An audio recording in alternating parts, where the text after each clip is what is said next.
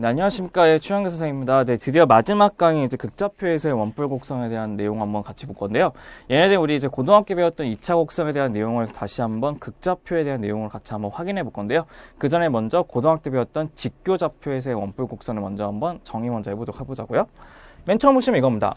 맨 처음에 직교좌표에서 이제 원뿔 곡선을 정의하기 위해서는 이거예요. 맨 처음에 포물선이라고 하는 파라볼라에 대한 정의가 있는데, 포물선의 정의가 우리가 고등학교 배웠을 때 정의가 무엇이었냐면요.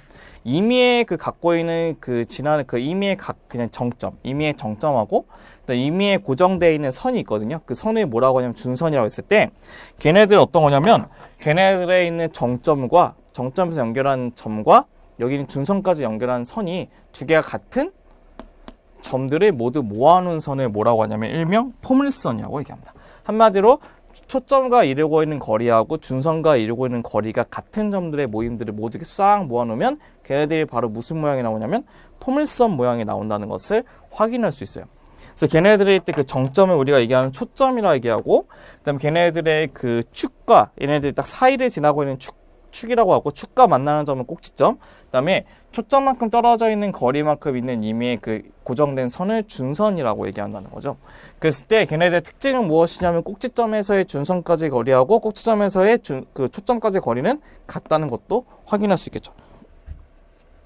걔네를 가지고 우리가 이제 뭐 할 거냐면 방정식을 한번 유도해 볼게요. 방정식 유도해 보면 여기 있는 좌표를 우리가 무슨 좌표 잡냐면 x좌표 잡고, 여기 있는 가운데 있는 거를 뭘로 잡냐면 y좌표로 한번 집어보도록 합시다.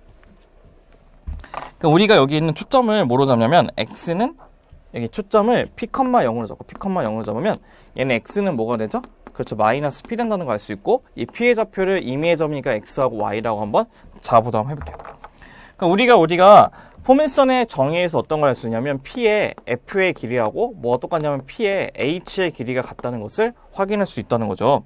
그래서 그 두 점 사이의 거리를 어떻게 구하냐면 루트를 붙이신 다음에 x-p의 전체의 제곱 플러스 y-0의 전체 제곱이 될 것이고, 얘네 보시면 이쪽의 길이는 x가 되고 이쪽의 길이는 얼마가 되죠? p가 된다는 것을 알 수 있죠. 그래서 오른쪽의 길이는 x 플러스 p가 된다는 것도 확인할 수 있을 겁니다.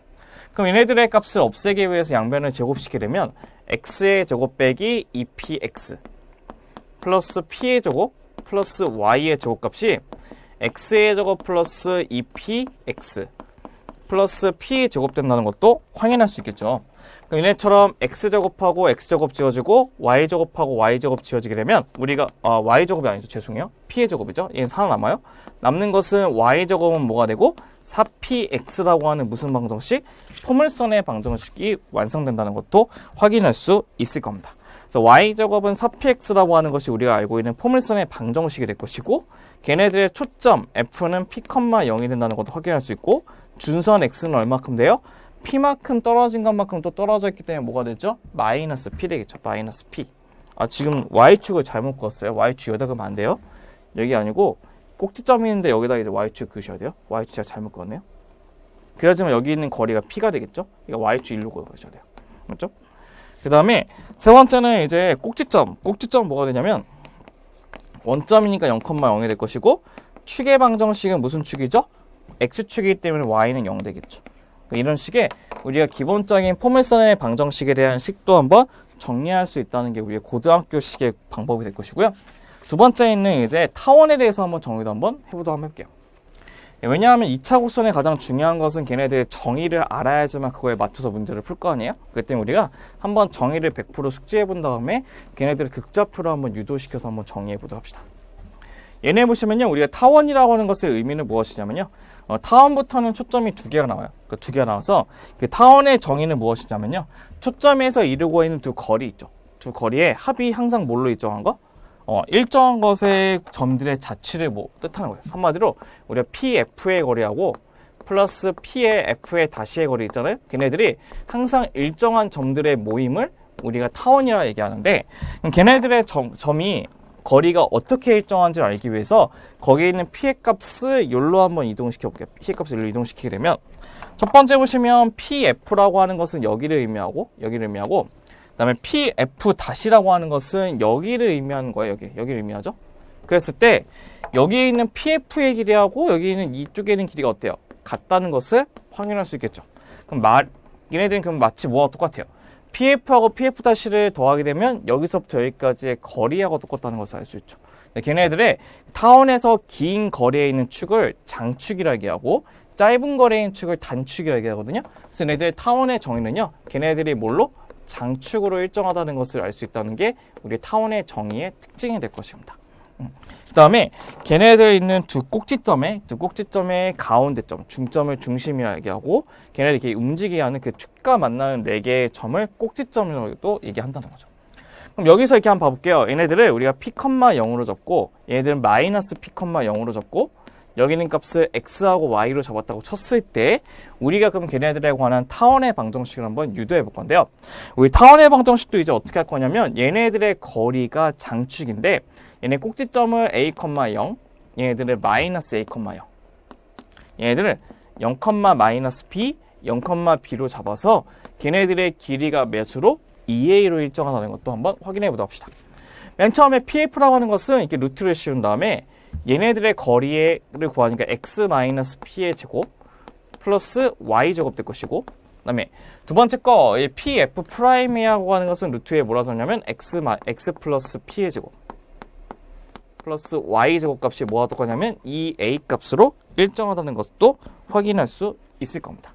그럼 간단하게 얘를 넘기신 다음에 양변을 제곱할게요. 양변 제곱하게 되면 양변 제곱해서 정리하면 바로 이렇게 쓸 수 있어요. 어떻게 쓰냐면 P의 X 플러스 A제곱 PX 플러스 A제곱은 A에다가 루트에 뭐라고 쓰냐면 X 플러스 P의 제곱 플러스 Y제곱 된다는 것도 알 수 있고 얘네들을 또 양변 제곱해서 다시 한번 정리할게요. 다시 한번 정리하면 얘네들이 이렇게 돼요. A제곱 빼기 P의 제곱에 X제곱 플러스 A제곱의 Y제곱은 A제곱에 A제곱 빼기 P의 제곱 된다는 것도 확인할 수 있을 거예요.